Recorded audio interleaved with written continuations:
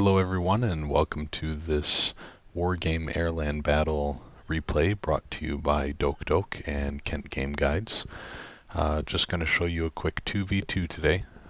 Obviously the game is still in beta, so functions such as replay have not been implemented yet, so this is just screen captured and I'm afraid you'll only get to see my point of view for this match. Doing a 2v2 here with Michal, and we're playing against Crusader 45 and NATO Dog. As you can probably see so far, NATO Dog was having some connection issues, and you'll notice later that that interrupts us in and out, so I apologize about that.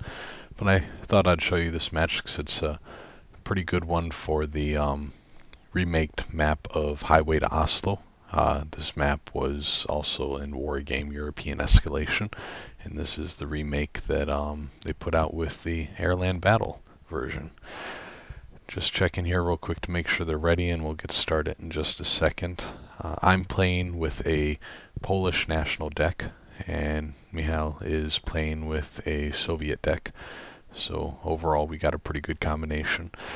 Through future videos you'll recognize that I really like napalm, so you'll see me playing and burning forests as much as possible. Obviously with the Polish deck they have the Polish bombers that can just napalm an entire forest or town, and works perfectly for panicking and stunning your opponents as well. Really allows you to take advantage of the situation they're in. For this map we had pretty simple strategy. I was going to go left here to Fedor to capture the reinforcement point, and then Michal was going to take the right hand side, and we're going to play pretty conservatively. We didn't have much experience playing together, so we're going to see how things worked out here. If we could, we would take Dmitry there also for 5 points, but we're going to focus on Gregory for now. I've actually found that playing this map, it can sometimes work to just kind of bum rush Dmitry on the right hand side there with one of your players, and then you can pretty easily just fall back to Gregory. Most players will just accept that Dmitry and Elena are going to be stuck there in the middle, but of course this depends on the opponent that you're facing. I started with AA unit, 2 infantry units, 2 recons, just some basic stuff here with my command vehicle. I was holding our original spawn point back at the beginning. Excuse me. The forest to the left of the town there, I usually like, if you can draw them into the town, you can either bog them down with your infantry inside the buildings and fire from the 2 tree lines, or if you'd like on the left hand side, if they advance up the plains, you can catch them in a field of fire as well, which is very nice. You can see there I'm also plopping down a recon unit. One thing about this map is that center highway, it's very vulnerable to being ambushed. You can sneak all the way up that from one side of the map to the other without anyone seeing you, because it actually sits in a bit of a valley below the rest of the playing field. So your units on all sides can't see on that highway. And of course the units travel fast on there as well. So putting a recon or some infantry units or something there in those trees is very helpful, especially at the beginning, to make sure you don't have anybody come up behind you. The first time I played this, I completely lapsed doing that. They came right up on my command vehicle there in Fedor and completely ruined my game. At this point, things are going pretty well. We haven't run into anything, none of the opposing recon or anything like that. I'm just sitting here positioning my units. I was a little unsure about exactly where I wanted to go with the 2nd infantry unit, whether or not I wanted to go forward into Dmitry or go to the forest line. Also, I thought it was about time to get some more support.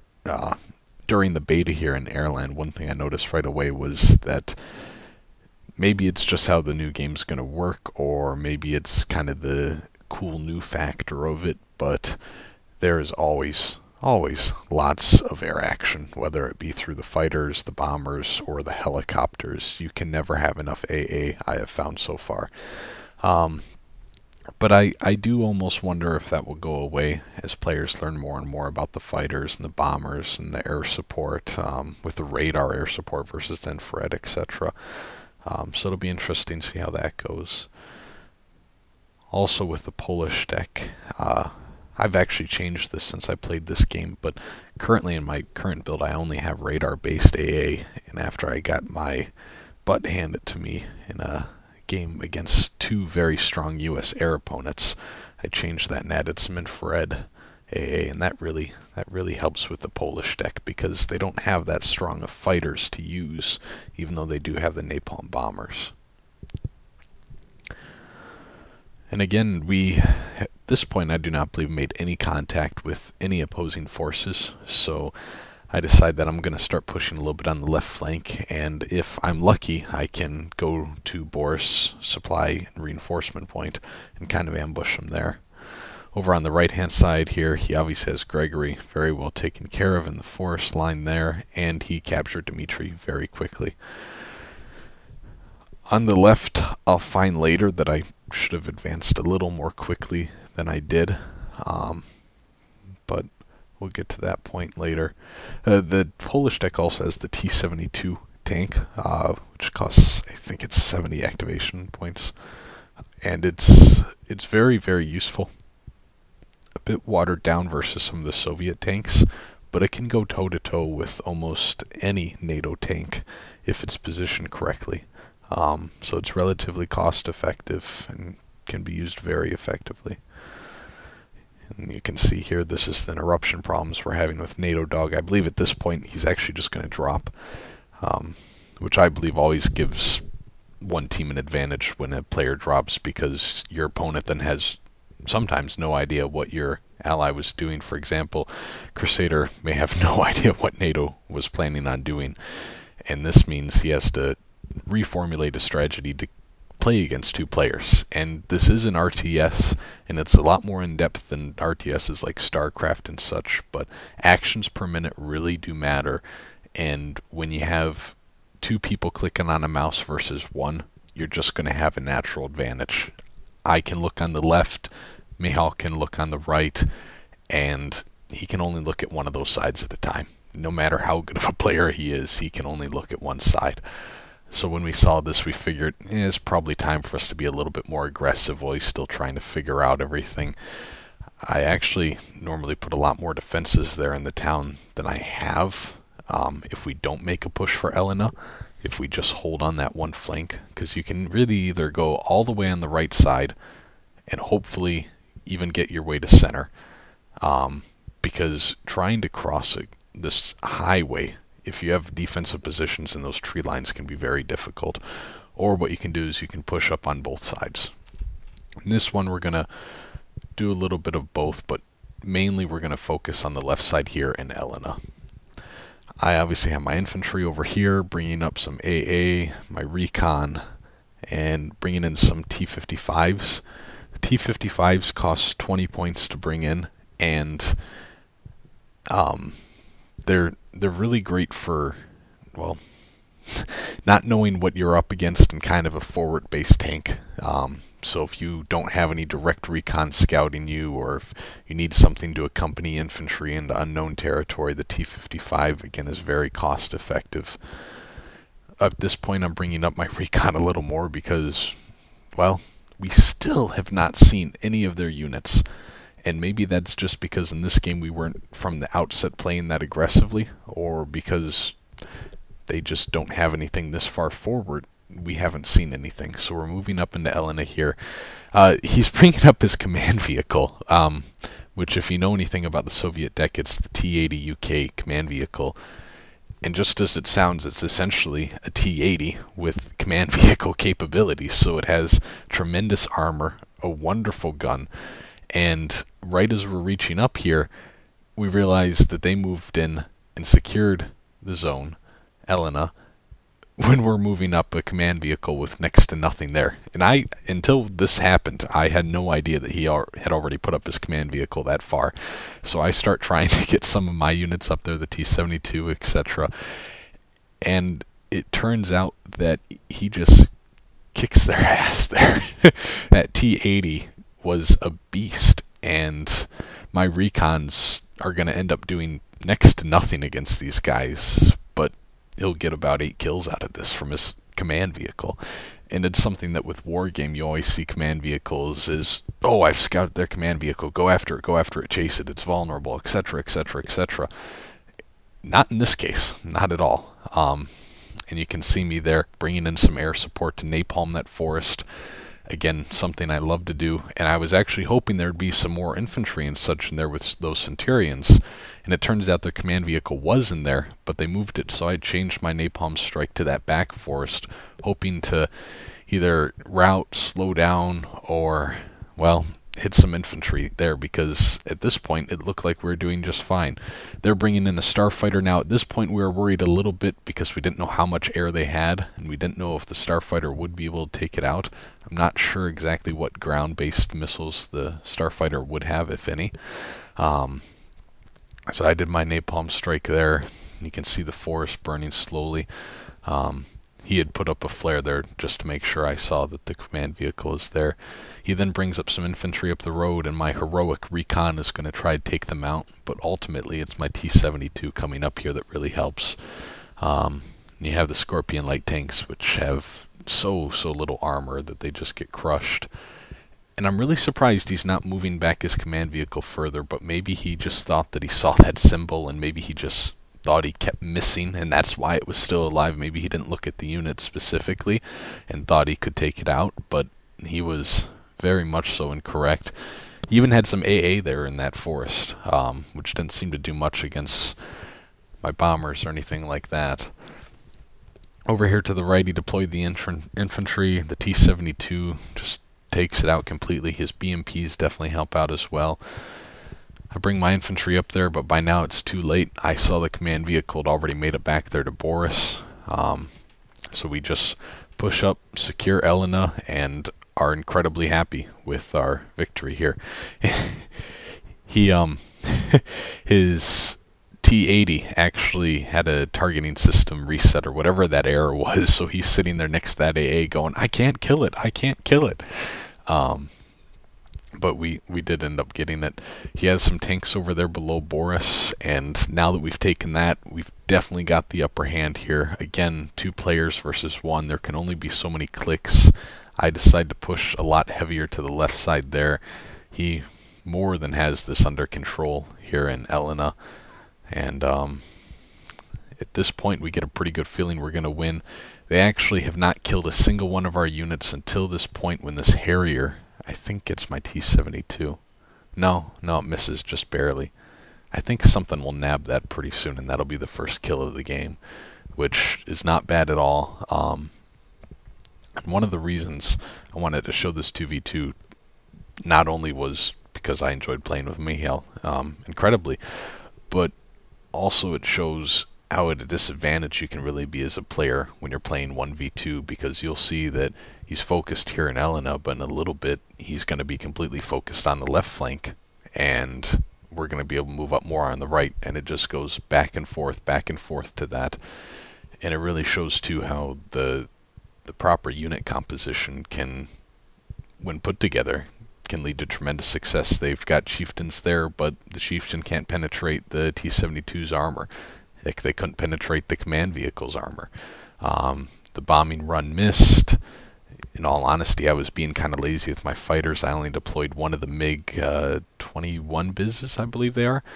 At this point, I'm trying to make my way up there to the tree line, and I think I thought I'd gone too far or something like that, that I wanted them to stay hidden, but regardless, the chieftains do slowly get a few kills here. You can see he now has 90 points. He killed a couple of the infantry carriers, and yeah, the T-72 looks like it got taken out by the chieftains as well, which was unfortunate, but it's just one tank, so we're fine with it. Now he sees that we snuck around to his left, so he has to hurry back this way. So if you're thinking about this as he's commanding that, he's probably bringing in some reinforcements right now. He has no idea what's going on his right. And looking back on this, we could have won even quicker if we'd just done a full push with all the units there on the right. We probably could have managed very well. But it still worked out for us in the end.